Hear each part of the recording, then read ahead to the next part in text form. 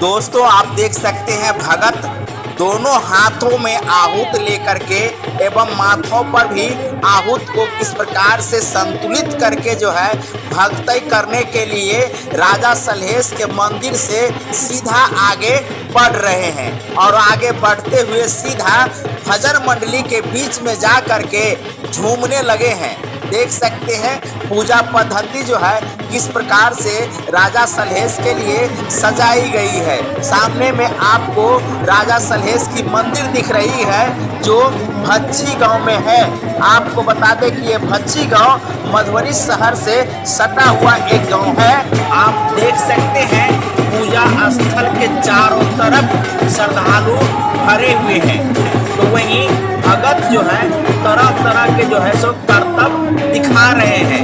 आपको बता दें देख सकते हैं भगत जो है राजा सलहेश जो गहवर है उसमें से आहूत लेकर के कैसे निकले हैं, उसी के साथ आप देख सकते हैं माताएं बहनें जो है किस प्रकार से इस भगत को देख रहे हैं और राजा सलहेश की पूजा में भाग ले रहे हैं। देख लीजिए किस प्रकार से अपने गर्दन से जो है तलवार पर केला एवं सेब को कैसे दो खंड करते हैं वो भी आप देख लीजिए। तो दोस्तों ये जो है भच्छी गांव का राजा सलहेश गहवर है और इसी गहवर में ये वार्षिकोत्सव हो रही है।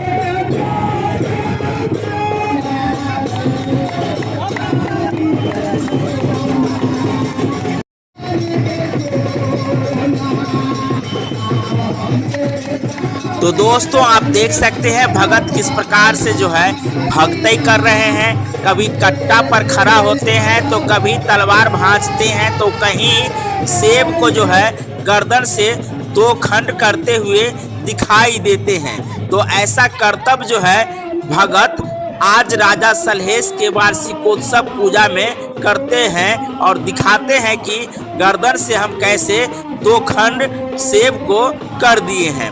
आप लोग भी कमेंट करके बताइएगा और साथ में भगत के इस करतब को लेकर के आप लोगों की क्या राय है कमेंट जरूर करिएगा। बता दें कि ये वार्षिकोत्सव भच्छी गांव में हो रही है और ये भच्छी गांव मधुबनी शहर से सटा हुआ एक गांव है जहां राजा सलहेश की पूजा अर्चना हो रही है।